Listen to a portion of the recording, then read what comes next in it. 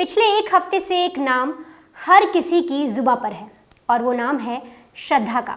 वही श्रद्धा जिसका कत्ल उसके बॉयफ्रेंड आफताब ने किया, फिर उसके 35 टुकड़े किए और फिर उन्हें जंगल में फेंक आया। यहाँ तक कि आफताब ने अपनी गर्लफ्रेंड श्रद्धा के जो टुकड़े थे उन्हें रखने के लिए एक फ्रिज भी खरीदा। रिपोर्ट्स में तो ये भी आया है कि जब तक आफताब ने श्रद्धा के सिर को कहीं फेंक नहीं दिया तब तक रोज़ वो उस सिर को देखा करता था।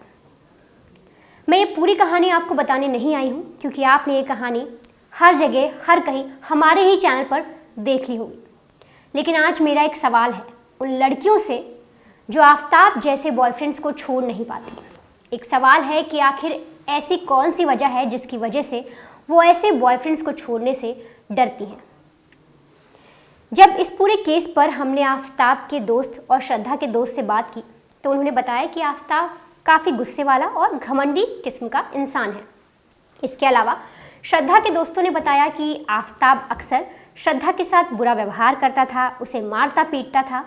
आप लोगों ने एक मैसेज भी देखा होगा, एक चैट वायरल हुई श्रद्धा की जिसमें उसने लिखा है, अपने दोस्त को मैसेज करती है और लिखती है कि मैं बिस्तर से उठ नहीं पा रही हूँ मार के बाद, यानी आफताब से पिटाई खाने के बाद अब मेरी हालत ऐसी नहीं है कि मैं बिस्तर से भी उठ सकूँ या चल सकूँ।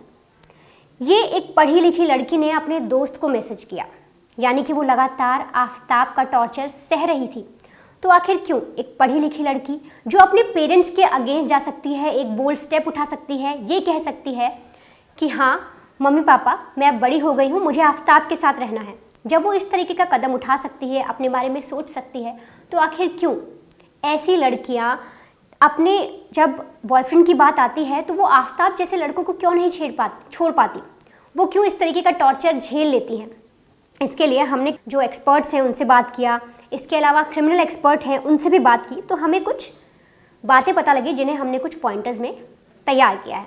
तो उन्होंने हमें बताया कि सब कुछ सहते रहने की जो भावना है वो गलत है।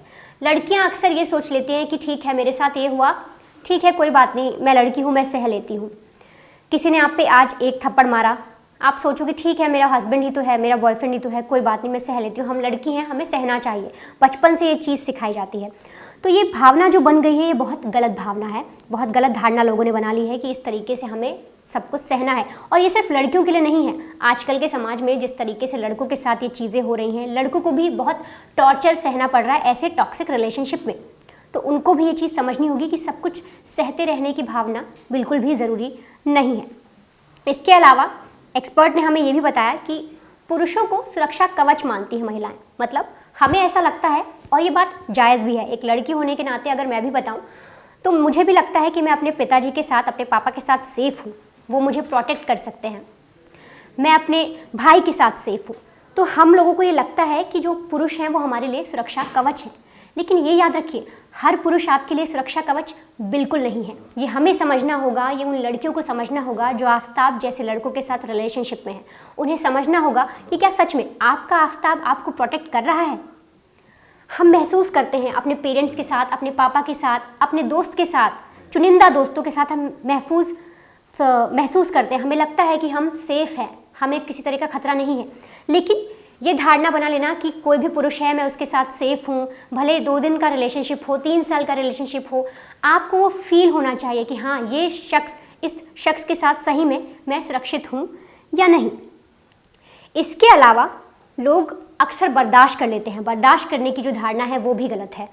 एक्सपर्ट ने हमें बात करते हुए केस बताया कि एक घटना है, एक महिला मेरे पास आई थी जब उसकी आंखों की रोशनी चली गई और उसका जो दांत थे, जो लिप्स थे वो पूरे बेकार हो गए थे।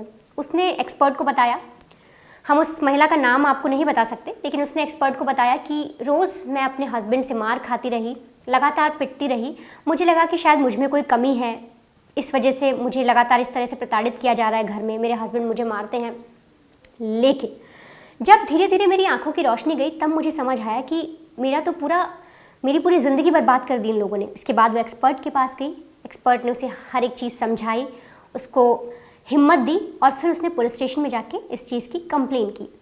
तो अगर हम ये सोच कर चलते हैं, वो लड़कियां जो आफताब जैसों के साथ रह रही हैं, जिनके आफताब जैसे बॉयफ्रेंड हैं, जो एक टॉक्सिक रिलेशनशिप में है उन्हें समझना चाहिए कि बर्दाश्त करना किसी चीज़ का हल नहीं है। अगर आप उस चीज़ को सुलझा नहीं पा रहे तो आपको जाना चाहिए, आपको आगे बढ़ना चाहिए, आपको पुलिस में रिपोर्ट करानी चाहिए। इसके बाद एक्सपर्ट ने ये बताया कि रिलेशनशिप के 4 स्टेज होते हैं। पहले स्टेज की बात करें तो पहले स्टेज में प्रताड़ित जो आपको टॉर्चर करने वाला शख्स है वो किसी से छोटी बात पर रिएक्ट करने लगेगा। आप खाना गलत बनाओ, अगर आप लिव इन में रह रहे हैं, आपने टॉवल बेड पे रख दी, गीली टॉवल, तो इन सब छोटी छोटी चीज़ों को लेकर वो रिएक्ट करेगा। रिएक्ट कैसे करेगा? सिर्फ एक छोटी सी बात नहीं कहेगा, विवाद नहीं होगा, वो थोड़ा टॉक्सिक हो जाएगा, आपके साथ किसी तरीके का आपको फिजिकली टॉर्चर करेगा।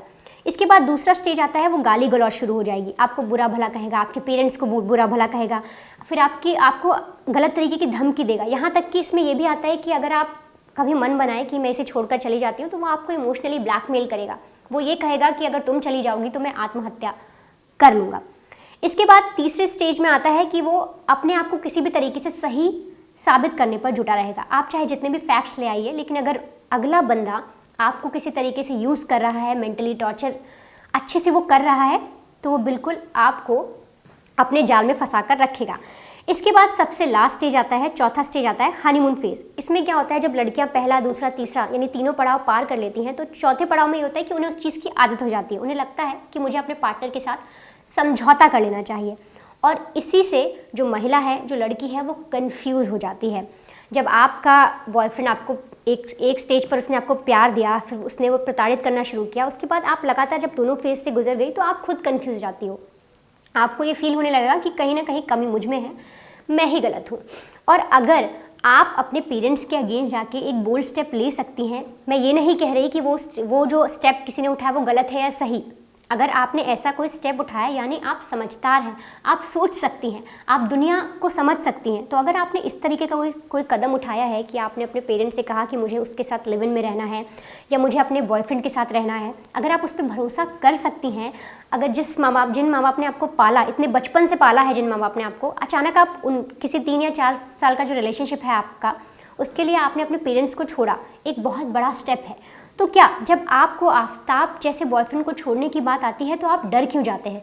अगर आप लोगों को इस तरीके से कोई टॉर्चर कर रहा है तो अपनी आंखें खोलिए। आपको समझना होगा कि आप ऐसे रिलेशनशिप में ज़्यादा दिन तक नहीं रह सकते। अगर आप एक ऐसा बोल्ड स्टेप ले सकते हैं पेरेंट्स के अगेंस्ट, तो वहाँ पर भी आपको एक बोल्ड स्टेप लेना होगा। आपको उस जो शख्स है, या तो उसको समझाना होगा किसी तरीके से, साम दाम दंड भेद, किसी भी तरीके से, या तो आप पहले उसे समझाइए, नहीं समझता तो आप उसके साथ बातचीत करिए। अगर आपको लगता है बातचीत से हल निकल जाएगा, नहीं निकल रहा तो आप जाइए। इसमें एक बहुत बड़ा फैक्टर है जो मुझे लगता है कि अगर श्रद्धा की ही बात करें कि वो क्यों अपने पेरेंट्स के पास वापस नहीं गई, लगातार आफ्ताब का टॉर्चर झेलती रही, प्रताड़ित होती रही, मेंटली उसे वो टॉर्चर करता रहा, फिजिकली टॉर्चर करता रहा, तो शायद एक डर भी था उसे। शायद ये लगा होगा कि जिन पेरेंट्स के अगेंस्ट जाकर मैंने इतना बोल्ड स्टेप लिया, अब अगर मैं दोबारा वहाँ जाऊँगी तो मेरा जो ये डिसीजन था आफ्ताब के साथ रहने का, इसकी कितनी किरकिरी होगी, मुझे किस तरीके से देखा जाएगा, लोग मेरा मजाक बनाएंगे। बट ये चीज़ें गलत नहीं है, पेरेंट्स आपका कभी मजाक नहीं बनाएंगे। अगर पेरेंट्स ने आपको कोई चीज़ समझाई थी, आप वापस आ सकते थे, वो आपको एक्सेप्ट ज़रूर करते।